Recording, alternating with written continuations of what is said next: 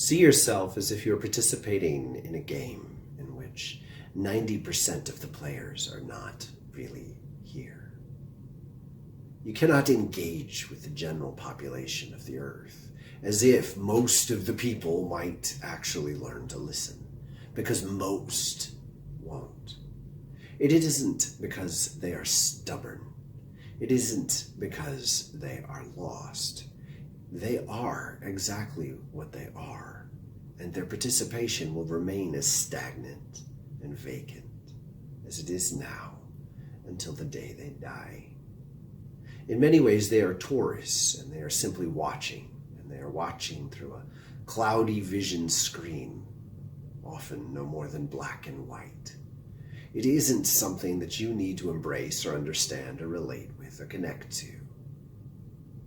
Let them be. In the same way they are not going to awaken, they are also not participating in shaping this reality to any great extent at all. They think they are. The small mind of such a vision contemplates that what they pay attention to is their vote, and that is their way of shaping what is. However, that is not the most powerful vote in this equation. The earth herself is changing the boundaries. The boundaries of what's happening are shifting quickly enough that you can recognize them for one of the first times, perhaps, in your life. What you have not seen is not something you need to comprehend at all, because this is leaving. Saying goodbye to things you didn't know were there as they leave is not difficult, and yet it is necessary to recognize the parting, because in the absence, you will understand what you truly are. Now, taking this a little bit more seriously enables you to take it a little bit more humorously. The joy that underpins all of these endeavors is far more extensive and powerful than anything that threatens you. As you allow yourself to embrace this and trust in the truth of what you are, you can breathe. Your breath was your goal. When you were not here, aiming to breathe was one of the most focal, central, and beautiful points.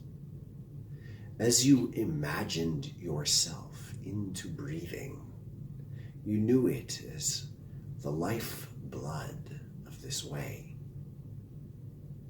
Cherishing your breath now is what can transform you into another level of awareness. Being present in another level of awareness can transform you into your true part in the story that is unfolding. For indeed, many are preparing to leave. Many indeed are leaving before their bodies do.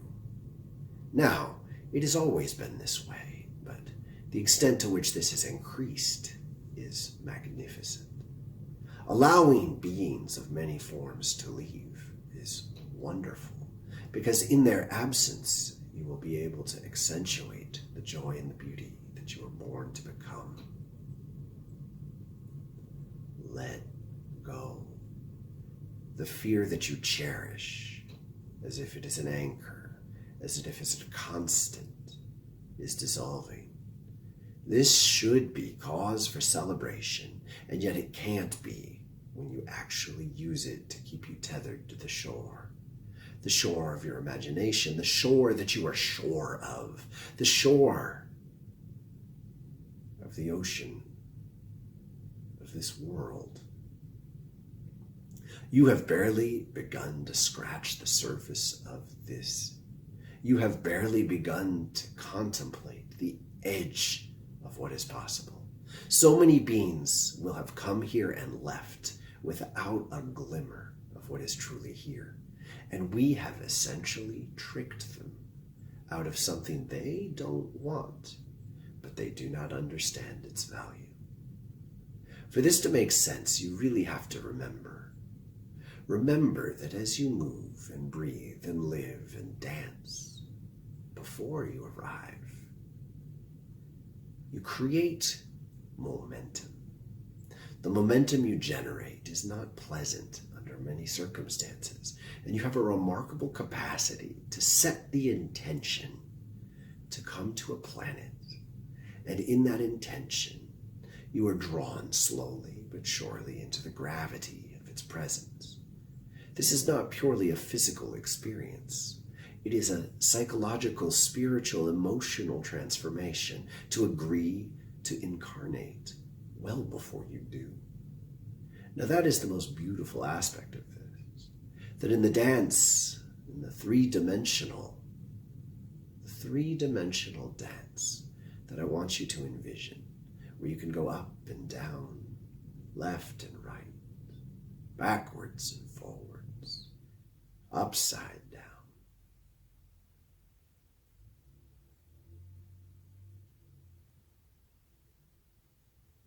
What do you need to know? What will give you confidence that these truths are present and ready to embrace you? What kind of proof is it that will make it so?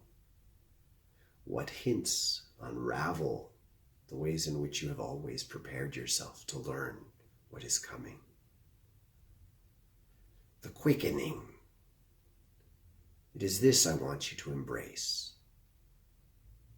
You have been given a great gap between your imagination and the incarnation of your reality. This gap is, in many ways, something you hold with resentment. You dream, and yet your dreams do not become real. You dream, and yet you are blocked. You are undermined. Perhaps you interpret it as self-sabotage or a malice from outside yourself that attacks you. And yet, unbeknownst to your present consciousness, you need these boundaries, and you need them badly. Here's what you must understand for this to work. The quickening is coming. The quickening has begun. The quickening of your life force takes a dream that was once too ephemeral, didn't have the strength to live and take root and be present in this world. And yet, you dreamed it, and your energy invested in it, and it fell apart. And the tragic nature of this relationship has been difficult to bear. As the earth herself changes the boundaries, the same magnitude of dreaming becomes real much more quickly. It needs less investment, less trust, less time, less attention. It is already released into the world, and the forces gather to make it so, and it becomes real. Now, the reason this doesn't happen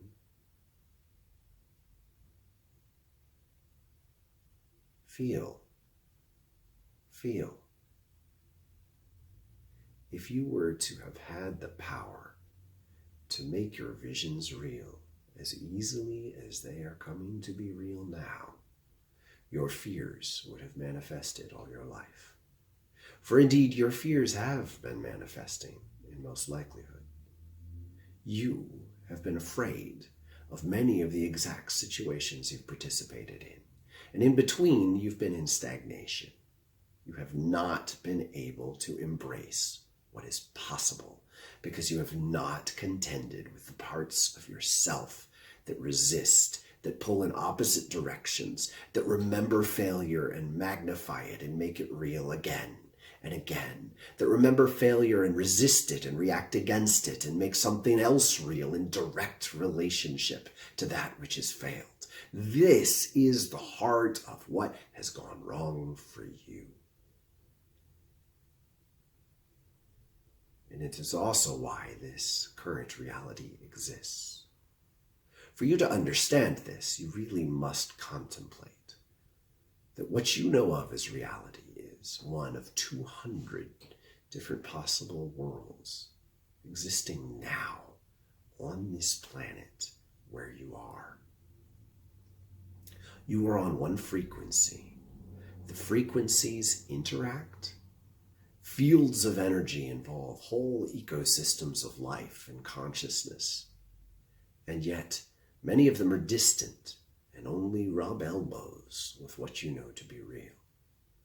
Now, this has been magnificently necessary because you have needed to be present in this density where dreaming involves striving, involves failing, involves tempering your passions with drudgery, with work that is not meaningful to you, with tasks that are painful.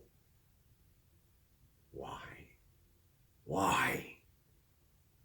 Can you get yourself into the consciousness that chose this as a glorious respite from the true fear that you experience when you embrace your full power?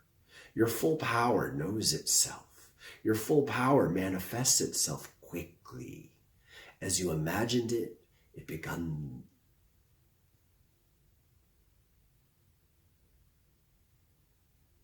Hold it. Hold it within you. The resistance to what you can be is like a brake on the gas of your imagination. To continuously dream of something and then destroy it, and then dream of it and then destroy it, and then dream of it and then destroy it, is a pattern. That pattern inhabits you and undermines what is possible. That pattern inhabits you and affects multiple ranges of other opportunities that you fail to realize. Let them go. Let them go. Let them go. Do not create another way and destroy it again. Temper your imagination. Restrain it by refusing to create that which you know you will destroy. You take a significant step into hope. To you, this may seem like nothing is happening. To you, this may seem like boredom, and yet it is an absolute transformation of how your energy flows, and as your energy knows you as something that can be trusted. And I mean this quite literally. To the energy, you are a thing. You are a point in space with habits and patterns. For the energy to flow to you consistently, it must trust what may happen. If there is nowhere for it to go, if it is destroyed on contact, if it is undermined and cannot thrive, if it is wasted, if it is twisted, this is not ideal. The spirit and life force of this earth seeks to thrive through you. It seeks to make life and love vibrant through you. And in this effort, it allows you the opportunity to explore and learn what works well for you. Heaven is very real. Heaven is present and wanting you. In order to be there, you must tune into it. In many ways, the children's stories present in biblical literature hold space for a simple version of what is actually true. The complexities of this equation involve trusting that it is appropriate and necessary to work through significant ranges of behavior, to give yourself space to attempt to embody, to try, to learn, to vibrate with passions that are perhaps not only useless, but quite damaging. For once you have lived them, you know them, and once you know them, they cannot hold you. And when they cannot hold you, you open to the vastness of this experience. You open to the sense that what you thought of as magnificent power and passion is actually quite small. And in its smallness, you gain perspective. And as you gain perspective, the horrors that you have visited become annoying. Death and torture, rape and murder, impoverishment, sickness, disease, extremely real in their way. And yet, as you gain access to your eternal self, you gain the trust that it is your investment that makes the difference. What do you invest in amidst the torture of these circumstances. It is up to you to choose how you frame your attention, where you place it, and how you continue to invest in dreams of the future. From within the negatives of many sorts, a prayer for transformation guides you like a lighthouse in the dark. You needn't even remember it at all times, as long as you continue to claim it and re-steer towards it. So in this, the quickening has avoided you and given you space to try and to fail and to learn and to grow without having to live through as much pain and torture as perhaps are possible based on what you are drawn to. For your fear is a magnet just like your lust. It is there and present to show you what is possible. And if you continue to avoid it by thinking about it and planning on how to act against it, you will fail. You will fail to escape its embrace.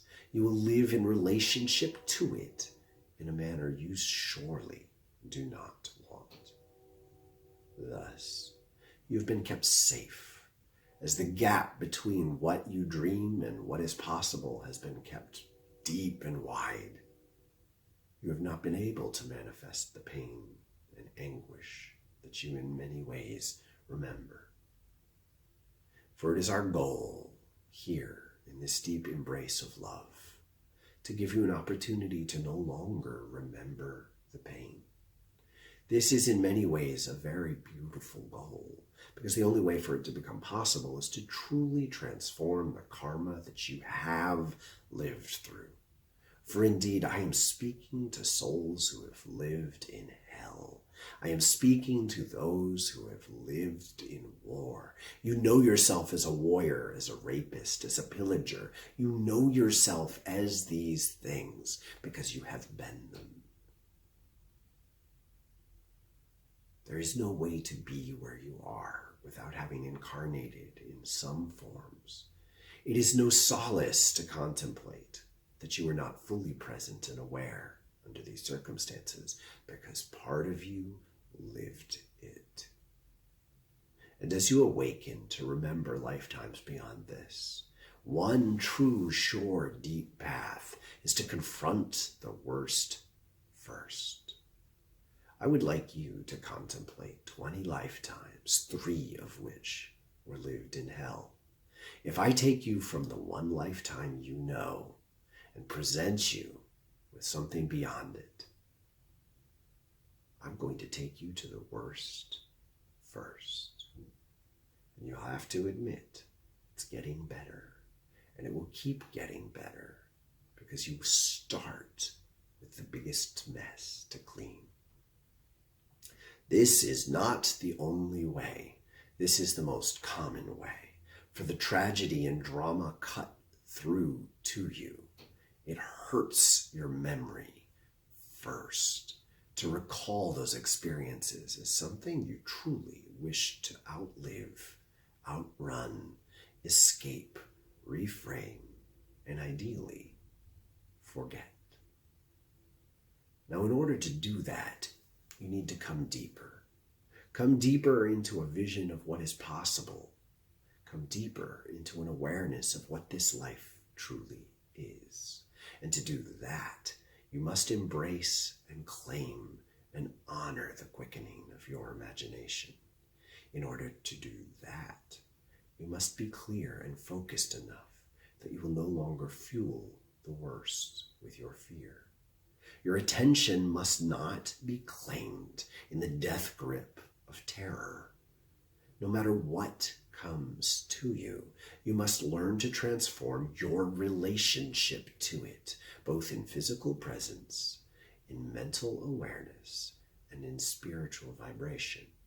For in being present with the worst in vibration and manifesting something of great beauty and unconditional love, you fiercely refuse to participate in such a reality again.